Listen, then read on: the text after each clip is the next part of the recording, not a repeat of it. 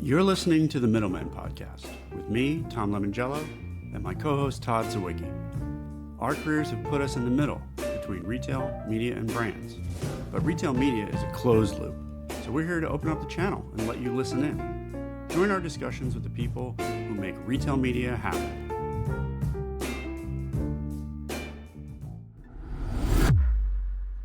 Welcome to the Middlemen. Today's episode is going to be a fun one. It's Claudia Johnson from Flywheel Digital. Flywheel Digital, for everyone who is listening, especially if you're sell side, is kind of like the MediaCom of retail media and shopper marketing. They control a huge amount of dollars and manage spend for a number of brands across the retail media and shopper marketing landscape. And so what they say matters. And if you're really, for those of you on the sell side and you're not familiar with them, listen in, because this is going to be a great way to learn and understand their roots and how they are really plugged into the sell side ecosystem, Amazon, Walmart, Target, and others. And they start out with a lot of hardcore retail people, and they're really trying to focus on understanding that ecosystem. So they're not someone who came from the media world. They're people who grew out of the retail world and came to really dominate spend in this space, starting with shopper marketing and then getting into retail media now on the brand side. Yeah, and the distinction that you'll hear in the episode is that there are retail media networks, and then there are just the marketplaces themselves. So Amazon as a whole is a marketplace. Walmart has a marketplace. Target now with Target Plus has a marketplace. And that marketplace acts in different ways and requires different tools. And Flywheel is really one of the companies out there that supports a lot of that complexity. So it's, they acquired companies that built the PDP pages and created the entire setup so that you really look at the marketplace or even the retailer as a publisher. And so that part of it, I think, will be an interesting thing for us to work through with Claudia, because we always talk about the retail media networks, retailer as publisher. We don't really talk about their actual pages and the mechanisms and levers of how they do business. And I think it's important, right? She's a good anecdote that talks about the realities of the retailer systems. And we've touched on this, over the last way back a year ago, about the importance of retail specific systems. Yep. And like Xavier talked about this, right? In terms of if you don't speak the language of retailer, you're going to struggle. Yep. As in retail media, that's still a world. It's not straight publishing. It's very different. PDP is a good example, right? That is the heart of a retailer's site. And as someone who's either selling ads that show up on that page or trying to buy traffic through that page, like understanding what that means is really critical. The other thing that kind of drops is when she names kind of the most important retail media platforms or retailers, right, obviously number one will be Amazon, number two is Walmart, but her number three, interestingly enough, a plug for former guest Mark from Costco, was Costco. And she has a nice ask for Costco, what she wants. Whether Mark can get permission to deliver it'll be fascinating to watch. But I think that's interesting in terms of, right, I'm not sure I've ever heard Costco said by someone else is the number three. And, in the same breath as the first two. Well, I think, the message that she is bringing is if you're a retail media network, you have to have your own special sauce. And she talks about Dollar General, she talks about Costco. And there are certain retailers out there that really serve specific needs, specific geographies, specific types of customers. And I think Costco services a lot of people, but it does it for a specific need, which is, the huge stock up. As you get deeper and deeper into retail media, yes, the bulk of things might be going through Walmart and Amazon. But if you're a beauty brand, you're going to really care about Sephora, or you're going to care about the store in store at Target for, CVS and things like that. So yeah, for the real practitioners, yes, every brand has probably one or two other retailers that are super important to them just because of the brand index of their sales. And I think what's different from publishing world to retail media is that tail of retailers is absolutely important. But given they have the consumer records, the consumer information, they can really prove the transaction, they can prove their audience, they can prove how it's unique. Whereas long tail publishers had to kind of hope and pray. They had some good third-party data representation, maybe tracking in a Nielsen that was never that great. And so with a retailer, I think it's almost, you can succeed as this long tail in a way that Yeah, publishing was always a little bit of a stretch. smaller retailer doesn't mean bad retailer because you're still buying stuff there. Right, exactly. There's real transactions, real consumers with real verifiable data as a part of that. And honestly, those retailers that we've worked with, like Micro Center, that have just a passionate fan base in an insane way, and there's connections that people have that I think are really interesting from a retailer standpoint. Like she talked about DG, and they have a very specific area of stores where there are no other retailers, and Yeah, therefore yeah. I mean, DG is DG the like only way to reach that consumer in that environment. And just, or like Micro Center has unique inventory, and so is, even if you're a long tail retailer, you're going to have the opportunity to sell something that is unique. yeah, and it has a media implication too. It's not just the retail because when I was at Quotient, we ran the DG network for them, and so the real sell was that here are ways to get people outside of the DMAs. So like if you're a media Right. buyer and it's always been about, oh, what are the top DMAs? DGs were in all of the non-DMAs. It was all rural communities. And so how do you reach those people? Well, the normal typical media buying model broke when you tried to get to those people. Right. So yeah, lots and lots of interesting stuff. I hope you guys really enjoy it. We are here with Claudia Johnson, who is the tech advisor to the CEO at the Flywheel Commerce Network. She came to us, our friends over at the CPG guys made an intro. And in our early discussions, we found a lot of common ground in our backgrounds and history. I'd love for you to make a little bit of an intro to yourself, and let's talk about some of the stuff that you've done. Yeah, absolutely. Hi, and thanks for having me. Like you already said, I'm the tech advisor to our CEO. So that's over top of the platforms business that runs everything that we do at Omnicom, as well as our commerce business, which is where retail media and shopper marketing are. And I kind of ended up in e-com by accident. I actually started at Target, and this was quite a while back when they were on Amazon's platform, which is probably why their item numbers are called TSINs, which is very similar to ASINs. I have some trauma that probably isn't fully unpacked of begging Amazon engineers to get homepage placements live, which is always a bizarre place to be. But my favorite story from that time, and I couldn't find the PowerPoint, but it might be somewhere, is there. I still have this presentation somewhere that says, Amazon, is it a competitor? And certainly that has not aged well because it is indeed a competitor. But it just kind of speaks to the time we were in. And so that's why I started. I mean, in fairness, like that Wind era, and I was saying beforehand, Yeah. I live in Seattle, so Amazonia, and a friend of mine, a former coworker, was the sales guy who sold that deal to Target. Oh, really? And it's sort of fascinating to see, like, I remember when that deal got sold, and it was the beginning of Amazon as a platform. And you know, they were not the world's largest retailer by any stretch of the imagination at that time. And so No. to your point, I always thought the same thing. I couldn't believe that Target and other big retailers were like, I certainly saw the future of Amazon as a competitor. So I sat there as a nobody in this world, and years before I got into retail media and what have you. And so it was this interesting era of like, really? And then obviously that lasted, what, 3 years? And then Target woke up and said, what the hell are we doing? Talk about letting the fox into the hen house. Yeah, yeah. And that was a pretty quick turn, and we had a big project to kind of ramp up our own website.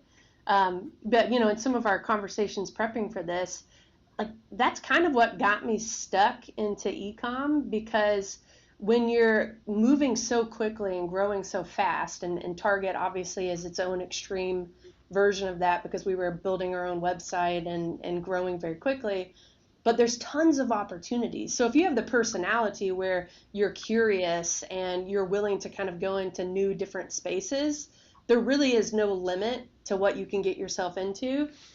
So, I mean, I did everything from helping build site taxonomy to traditional, you know, business analyst work, like making forecasts, et cetera, taking pictures for products so that it's live on the product detail page. Like it really was the full range of tasks because it was all hands on deck. I think we had, when I was there, I had toys, sporting goods, outdoor, and luggage. And the equivalent on the store side, there were dozens of them, but there was one of me. So it was wild times for sure. And then after I left Target, I ended up going to Kimberly-Clark, so moving from retail to manufacturer. And at that point, there was no e-commerce team. So I actually ended up in supply chain. And at the time, it felt like a detour, but in retrospect, that was a really, really productive place for me to spend time. Kimberly-Clark is wonderful in their supply chain department, and they spend a lot of time with lean manufacturing in particular. So you really build up those muscles of simple problem solving, and it's kind of ingrained in how I think now. Plus, it's just great to know how logistics work and how cases actually get from door to door, especially in an e-commerce world. So I started there at Kimberly-Clark as soon as an opportunity came to support e-commerce growth. So direct vendor ship started to ramp up with Costco and Target. It was basically a channel manager position. So you're sitting between marketing and the sales team and helping translate the needs of that channel to make sure you get proper support. And then my husband was also at KC, so we were lucky enough to move together over to Italy. He ran the paper business in Italy, and then I worked across EMEA helping ramp up our e-com business. And that also, like early days for some of those countries and platforms, very similar lineage of Target days where it's all hands on deck. At one point I was writing content in German, and I don't speak any German, but you're just like, this is what we're doing today, and you have a native German speaker review it before it goes out. But I did, EDI ramping up. I ended up learning about the tax nexus and how many countries you have to touch in order for it to be legally viable. These are all things that I had no idea what I was doing, but it was great learning. And then probably my favorite story from the Italy times kind of speaks to the complexity of the marketplace. And early on, we were working actually in the UK, and we were having a really hard time staying profitable in the UK, which is tricky anyway. And we couldn't figure out why, like where the price matching was coming from. And after a bit of investigation, we actually found out that the root cause was the south of Italy, and it wasn't even on like e-commerce, it was the distributor network. And they have something in Italy called sotto costa, which means below cost. So basically they were giving, 80-90% trade rate to these Italian distributors. That was making its way on Amazon Italy, and then getting it to the rest of EMEA. So kind of wild times, not very tidy. It reminds me, and I think for our listeners who are strictly in the media space, from publisher to publisher, there's definitely, ad server to ad server, there's always issues and things like that. But when you get into physical goods and you go country to country, even state to state, sometimes there are some real wacky things. Like in my experience, when you talked about EDI, it gave me flashbacks of my time at Unilever in China. Unilever was there at the time when they acquired Best Foods, which meant they had like Lipton tea. Mm-hmm. And Lipton tea in China, first of all, it's a little bit of Coles to Newcastle trying to sell tea to China. The second thing there, though, was that we were being undercut by the tea merchants. And we're like, how does this even happen? And they're like, well, leaf tea merchants have really high margins. And so they were figuring out ways from Singapore or Southeast Asia to pull in Lipton tea below cost. And we, sotto costa. So it's same idea, but it can wreak havoc on your pricing strategy and all the things that you're trying to do. Yeah. So in the retail media world, the trade people who see all of these like challenges in media, and they were like, oh, look how crazy this is. There's some crazy things in the trade world too. Oh, 100%. And early days, e-com got a lot of blame in those situations, but I always used to say e-commerce is just the giant microscope on what already existed. Like, should you have a 90% trade rate in any class of trade? Probably not. Like, that was probably an antiquated decision that needed to be upended. But e-commerce is the thing that put it into the spotlight and made you have to deal with it. So that was Kimberly-Clark. Great experience. And then to get a little bit personal, I'm obsessed with my grandmother. She's since passed away, but when we lived in Italy, I was like, we've got to get back to where grandmother is. So we literally drew a circle around her house that was like a 3-hour driving radius, and started talking to recruiters to come back to the States. My husband ended up at Bridgestone, which is in Nashville, and then I started at Flywheel. There were some former colleagues that I had worked with at Kimberly-Clark who went to this startup. I think at that point it was sub 50 people. And quite frankly, I was a little bit nervous because I'd only ever worked for huge corporations. And my first questions were like, do they make payroll? Is there health insurance at this place? Like, by the way, working with startups, that's a legit question. Yeah. well, yeah, and I had children, you know. I mean, obviously my husband worked, but so I ended up making the jump, and I'm very happy that I did. That was pre-first acquisition. So we first got acquired. What time period would this be? Oh gosh, you're quizzing me now. My oldest was 3, and now she's 12. So 9 years ago. Yeah, nine years. 2016-ish. Yes. And that was, so we've been acquired twice now. That was about 3 months before we got acquired the first time by a British company called Essential. And Essential owns some pretty big names. They have Cannes Lions, which most people in our industry obviously are aware of. Yes. Work, which is another big one. And then some really cool products that do like trends forecasting. There was a funny story where they actually had forecasted those big chunky white sneakers coming into trend. Oh, really? And I was like, I didn't know I had someone to blame for these dino sneakers, but it's a pleasure to meet you. And what have you done?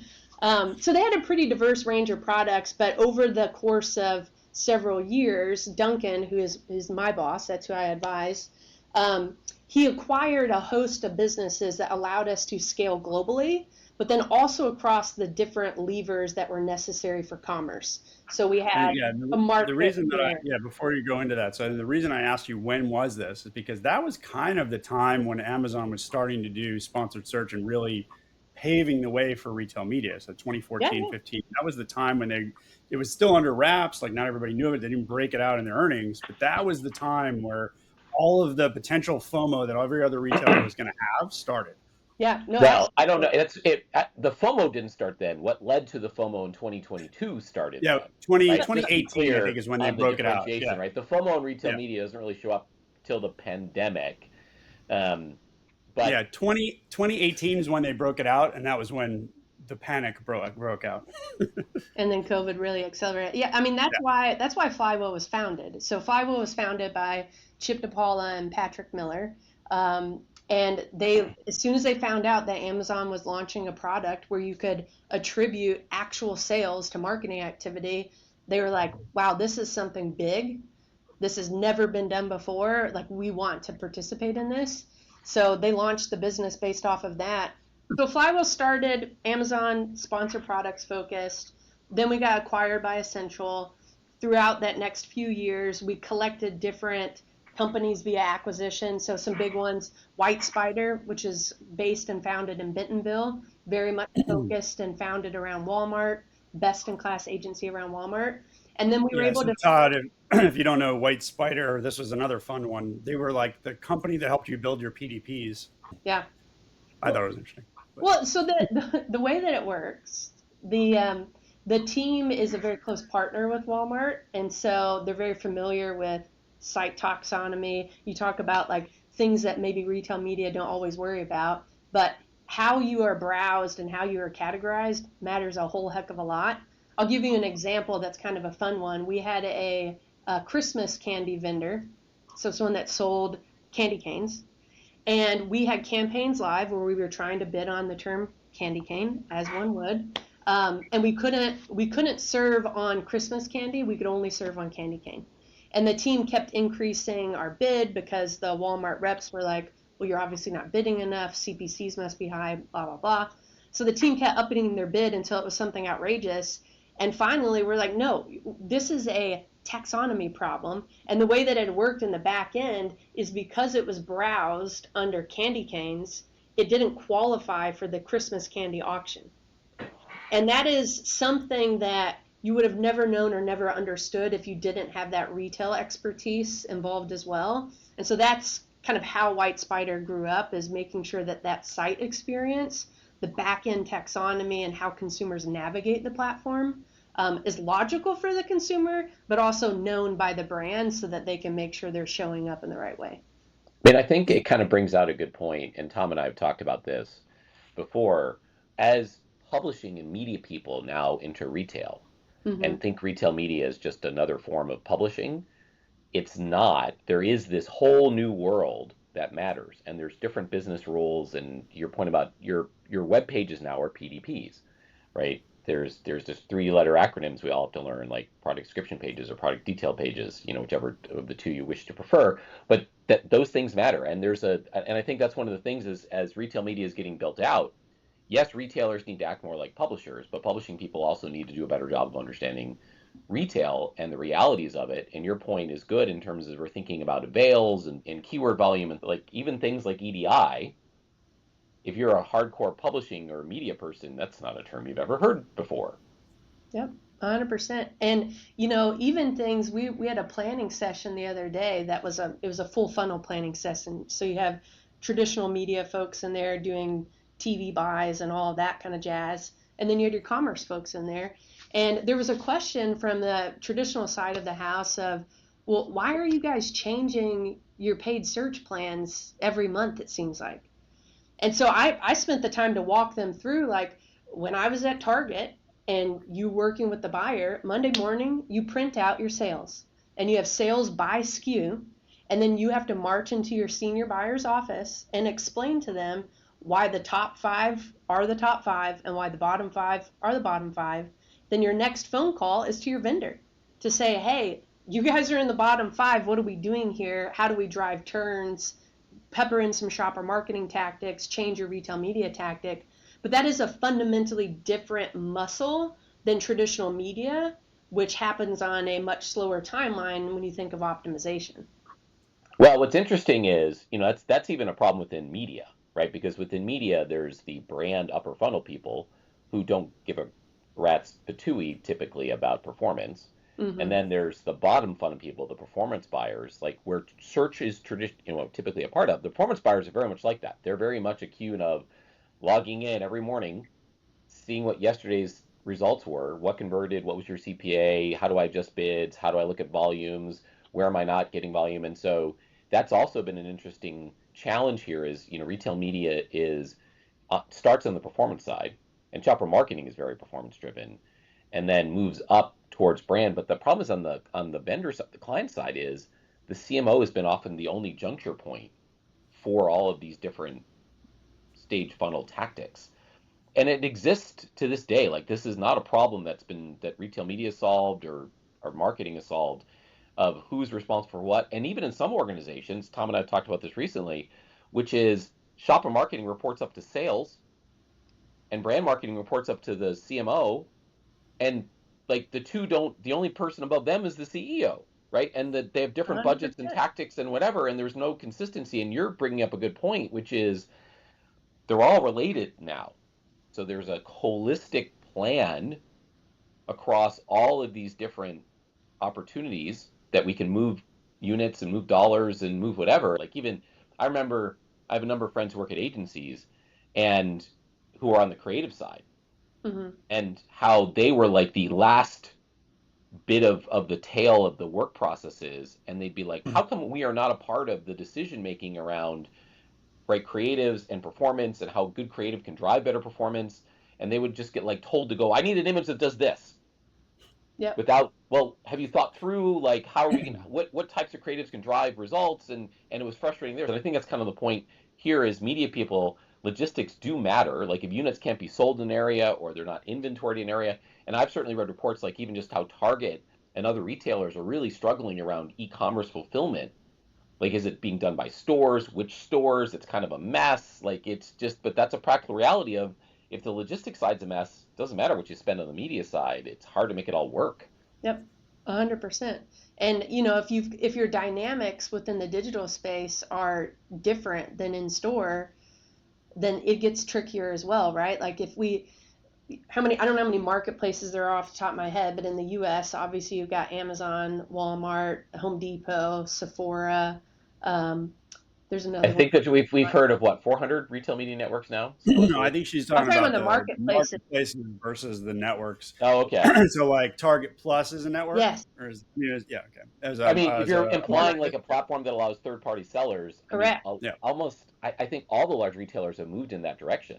Yeah, or at least not all of them, but like They're The not big all launch, but one, they're moving in that direction for sure. I mean, it's your point of Home Depot. It absolutely is, and Target absolutely correct. is. Yep. But you're seeing others moving, and you look at Tom and where's it stopping? The direct fulfillment for vendors, like that changes the game. Suddenly, everybody is kind of a platform. They're doing direct fulfillment from a vendor at that point, right? Like, what's the line of a marketplace then? Well, the thing that I think makes it extra challenging, and I'm gonna like just oversimplify for sake of clarity, but like if you're a big brand, you have a view to who your key competitors are, and you spend a lot of time analyzing your consumer, thinking about your competition, and then putting a stake in the ground of what your brand platform for that year or quarter is going to be, and then you get everyone around that, right? You've got your creative agency, your media agency, your commerce folks.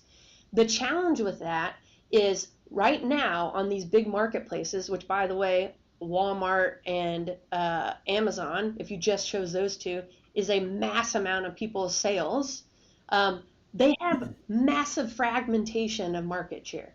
So it's not just the big guys that are chomping away at them, it's these little guys. And because they've been focused, and I'm not picking on them because it makes sense to focus the way that they have, but because their creative platform and their brand platform is focused on the big guys, they're not readily available to address those ankle biters. And a lot of ankle biters put together matters a great deal. Yeah. And then you start making decisions that maybe don't feel like they're in line with your brand necessarily, right? Like I had a client, and I'm not gonna say their name, but this is an older example, so it's fine to share, where we did a deep dive on their market share to figure out what was eroding their business on Amazon. And I'd asked them, like, do you want me to look at non-medicated nasal spray because they're a medicated nasal spray? And their initial reaction from the brand team was no. Like, that's less than 1% of our business offline. Like, it's not a good use of time. I had the data anyway, so I pulled it. On Amazon, it was 10% of the business, and it was the fastest growing segment. And that was something that you wouldn't even thought to address in your content or in your portfolio, because in brick and mortar, it's less than 1%. And so it starts to create these uncomfortable conversations of like, do we invest in addressing those ankle biters, and how much? And do we just do it in e-commerce? And do I distract my content team and my retail media team and the brand team? Like, it's tricky questions. So there was another thing that we talked about in our prep, and that was about how Flywheel is a market leader in writing white papers about these marketplaces. And you were writing about how like shopper and retail together as a concept is getting harder and harder to sell. Do you want to sort of give us more about that? Because I would think we're starting to see the opposite trend. So it's an interesting perspective. Huh. So Flywheel's always publishing white papers. There's a couple as you should recently released. Yes. I think the point on shopper is that there's a few things going on at a macro level that are making it harder for shopper marketing teams. I think the first one is that the retail media budgets have gotten so large. You know, most brands are spending 20 to 50% of their total ad budget within retail, that the marketers are very invested in how those dollars are being spent. So you used to have customer teams wholly in charge of that. Now you've got marketers in their business asking questions. Fine. Which gets to the whole sales versus marketing split and who controls those budgets and what have you. And that's a real interesting dynamic to watch emerge. So you've got that. You then have the likes of Amazon, Walmart, Target, etc., vying after upper funnel dollars, right? They're launching streaming TV, and they have all these different ad products where they want you to invest national media in. There's a lot of money in brand, which is why they're going after it. Correct. So now they're inviting the brand people in themselves, and the brand is centralizing decision making because they have this huge investment. So that's one of the dynamics. At the same time, obviously the economy is in a tough spot right now, right? You've got literally at the same time, you have people doubling down in promotional investment to help drive turns, but then also pulling back promotional investment to hit cost and margin requirements. And it's literally swinging back and forth week to week, month to month. So that's adding complexity. And I think all of those things together create an environment where shopper marketing has gotten squeezed. And so, Interesting. You're thinking that's where the squeeze is happening. If there is a squeeze, it's that level. Interesting. yeah, so the But budgets are typically, smaller. isn't the shopper marketing the most? I always thought that was the most sacrosanct. Like, if I was, we hear rumblings of, if anything, they're going to cut retail media, not shopper marketing, because they have shopper marketing commits from the right requirements from the buyers at the retailers, and you're sort of, well, maybe not, Todd. So that's interesting, So, probably a thing they can double in on. so here's how it all comes together. Yes, the merchants want to have those commits, and we are seeing them try to do that harder. But the power dynamic shifted the second the retailers wanted to go after upper funnel dollars. So now, who has the power in the mix? If you are a big brand and you have big dollars and you are wielding your power effectively, the merchant doesn't have as much threatening power as they want. Oh, this is a very fascinating finally, sort of the trap has been laid, and the retailers are falling into it. And basically, like, retailers have always been asking, I want those national brand dollars. Okay, let's figure it out. It's gonna be too expensive. No, we can get it. And finally, they're there, and they've now potentially put things out of balance. And now the brands actually have the ability to say, you know what? I don't if know you if want I brand want dollars, I got to cut my shopper dollars, is what they're saying. Or it's not even that direct. It's like they used to threaten, and I'm not villainizing merchants. I used to be one, but like, no one's a villain here. They have their own goals, and that's the dynamics, right?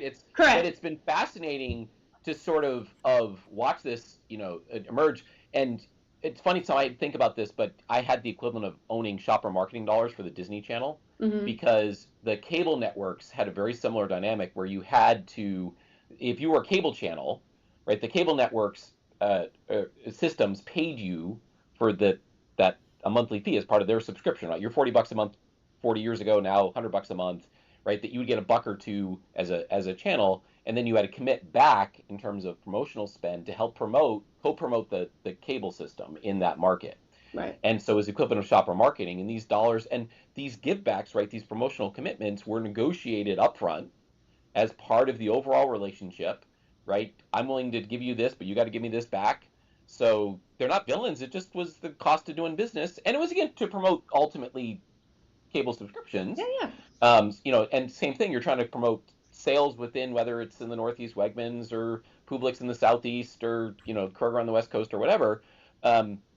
And so it makes total sense in terms of how that gets done and what those commits look like. What's different is that Walmart always had the ability to sort of say, no, we're going to stop your distribution if you don't do this. And the cable systems would threaten to take you off the subscription package and make you a la carte if you didn't spend either. So it's the same dynamic. And there's still some of that. I just think it's becoming less effective because the brand dollars show up and they have more power. Yeah, exactly. Right. And then the other part of that is like they're starting to think more holistically about their investment at these retailers, and that is hindered right now because of measurement capabilities and all the things that we already know. But they're asking the question of, what is the return on that shopper investment? Because they very clearly know what the return is on their paid search investment. And they can get a pretty good idea of what the return is for the other streaming TV, traditional media type investments. But shopper marketing has always been a black hole. I interviewed a bunch of clients. There were some that literally told me they don't have KPIs because their organization has accepted that shopper marketing is something that you do. And then we're talking to a retailer who's building out, to grow a retail media category network. Sales and things like that. Well, you have to grow sales, but that's very different. Think about retail media. Like if you're a retail media manager, you have very strict targets and guardrails. And people will be on you if your CPCs are too high, your ROAS is too low, your incrementality is tanked. It doesn't seem like that same rigor is put around shopper marketing. And some of them use MMMs, but it's sort of broad strokes, not retailer specific. No, we've heard stories around that. DFI size are good or bad. Right. Now, the stories we're hearing are on the shopper marketing side, when we talk to retailers, that they don't even know the effective CPMs of what they've been selling. They're like, now that they're trying to launch retail media, suddenly like, oh crap, I had to go back and compare, is my CPM too high or too low compared to what I was selling in shopper marketing? And what they're finding is they had some things that were like $1,000 CPMs. They're like, oops, this is, and it's sort of, those dynamics are showing up. And because you're right, the vendors looked at shopper marketing as well. It's the cost of doing business. Like if I get anything out of it, great, but it's a tariff, for lack of a better term, Yep. or toll, and it is what it is. I mean, I guess did Flywheel start as a business intended to help vendors do a better job with their shopper marketing dollars, obviously? And how much of your business is shifting into owning retail media and now brand, like anything that the vendors can be doing? Are you guys now managing that entire spend across all of these different levers that the retailers are now trying to sell to the vendors? So the Flywheel Commerce Network, we're a holding company, so there's pieces, has legacy Flywheel, which has always been retail focused with an awful lot of retail media in it. Our founder says we're not a media company, we're a retail company that does an awful lot of media buying. So that's always been the case over there, and we do content and market share and everything that kind of goes around winning within retail.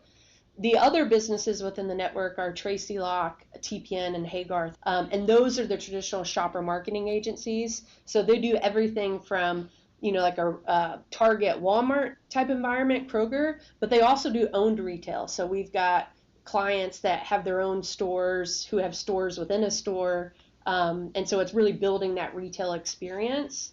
So that's where the shopper marketing capability sits.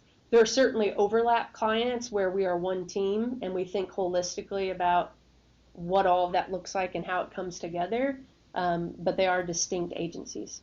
Now that you've laid out all these problems that are happening, what are the types of things that you tell us if you have some advice on this, but what are you telling brands now in 2025 into 26 about how things are changing and how they can leverage Flywheel? Yeah, I think you guys hit on it earlier, but retail fluency should be everyone's priority.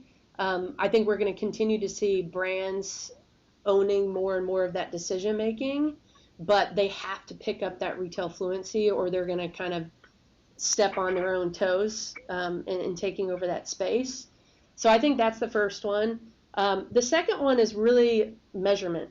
We have not, as an industry, figured out measurement. We've got to get to a place where each of the levers are equally measurable, and we can truly think, how do I drive sales at Walmart, whether that's walmart.com, in-store, ship to home, buying a Google ad that directs to walmart.com, or doing social that ends up on Walmart. All of that should be evaluated together, and no one is really there yet, at least not through a unified measurement solution. So I think that would be the second priority. And then the third one is really basic and human, but being very comfortable about what you don't know and being curious and asking questions. I think the most dangerous thing people can do is assume that they know something and not ask questions. And you guys spoke about it earlier, but marketers and salespeople kind of clashing, part of that is they don't speak the same language. And if you don't seek to understand why each of you is coming to a different conclusion, then neither of you are going to learn from that. And so I think we just need to do more of that as an industry. One other thing that we've talked about is with the rise of 400 retail media networks, and every one of those businesses has been doing shopper marketing, obviously, for the entire history of their existence. How do you guys look at the fragmentation of the landscape? Obviously, the big two, Walmart and Amazon, and they're getting a disproportionate number of dollars today. Mm-hmm. But as this sort of long tail starts to show up, the mechanics of trying to manage cross retailer spend, is that something you guys are worried about? Or is that something you guys are building your own solutions? Or are you guys seeing the emergence of solutions that you guys are adopting yourselves? Yeah, so Flywheel has our own tech stack, and we have since day one. And so it is purpose built for complicated matrix brands. One of the largest ones in the world is one of our first clients. So it got pressure tested, certainly. And we just keep evolving to kind of meet the needs as more of these platforms come online. For us, it's very important that we're able to take those real-time signals and make real-time adjustments. So we're updating bids every 7 minutes, both from media metrics and signals that we're getting, but also those retail sales metrics. And so we continue to evolve that as more platforms come on. But practically speaking, we do our own forecast. We have a product called Flywheel Retail Insights. And over the next 5 years, the top 10 retailers are going to make up the vast majority of sales. And really that is quite heavy in Walmart, Amazon, and Costco. And so we do prioritize those three a fair amount just because our clients care about them a lot. But the way we would advise brands is think strategically about what those other retailers and retail media networks might offer. If you think of a Dollar General, I'm from a town of 2,000 people, Morganville, Kentucky. I'm going there this weekend for our family reunion. We have a Dollar General. We don't have anything else. And so you're able to talk to that audience in a way that you can't anywhere else. And that's unique, and that is special, and that does have value. And so if you're a brand that's trying to get in with that demographic or address that audience, DG might be a unique way to do that. But each of those retail media networks needs to figure out like what is their secret sauce in that mix, I think. Interesting advice as these other players emerge. By the way, Mark from Costco, I hope his little thing in the back head, because we talk a lot. He knows that we're passionate about Costco. Well, and it's funny because he was a guest on the show on the Middlemen already, and one of the things that he's trying to do is so much more with retail media, and Costco being a relatively conservative company has been he's pushing them to do more and whatever, and hearing what you say is like you'd love to, the clients want to do more. Yeah, no, we're annoyingly focused on deterministic data, and Costco is like their high fidelity data set is like our mothership. It beams and we're all drawn towards it. As soon as Mark opens the door and lets us in. I'm sure he's asking for that, by the way. But that's sort of, it's those tensions are fascinating, and it's fun to make these connections of, between having talked to both of you now and understanding those dynamics. And I think it's kind of one of the things we're trying to explore is this three-way dynamic between, there's this new service provider role in terms of buyers like yourselves. There's the retailers as sort of like the publishers, and then obviously they're the brands who are always been the brands, but that three-way dynamic and seeing that play out in a new, a different way versus traditional media has been fascinating to kind of witness. And as we've gotten to know the players involved, to your point, like had a chance to talk with Mark, and so we'll send the bat signal back to him to say, hey, Mark. Please. It's not the bat signal. You have to, if you know Mark, you have to speak in Seinfeld memes. So there's probably a way to unlock it. You just I haven't been subtle. I've been thirsty. It's not Mark who wants to unlock it. He does. It's Mark convincing the CFO and CEO at Costco to, right? Yeah. Because he pitches new ideas all the time. And, he's not bitter about it. He totally understands that they built a hugely successful business. Well, you have the benefit of learning from others, right? Like if you think about how Target's approaching building out their marketplace, they are very methodical about which sellers they let into that. Mm-hmm. And, Amazon's bumped their head a couple of times on that. They've grown fast, but you kind of get the benefit as a second mover to learn from the others. Oh, yeah. Amazon's dealing with huge, brand IP fraud issues right now. I have ties to that third-party seller community in Walmart and Amazon, and it's fascinating to sort of see that world is the Wild West. Oh yeah. Whoo-wee, it's an interesting world. Yeah, third-party sellers in Amazon and Walmart. That is like it's like going back to the old, PPC toolbar days for me in terms of the characters in that world. Well, we wanted to thank you for coming on because I think, Claudia, you really have the full perspective to talk to these things with agility. So we went all over the place, and I really appreciate the fact that you were able to always keep up with us. And so thank you for that. And let us know how we can help people keep up with you. We'll definitely put your LinkedIn in the show notes. But if there's anything else that you'd like us to share, white papers, we are happy to do so. Yeah, well, definitely. We've got podcasts, we have a newsletter, and our team, both the marketing team and our practitioners, do a wonderful job producing that content. So I'll be sure to share that. Thank you. Great. Thanks a lot. And thank you for being on The Middlemen.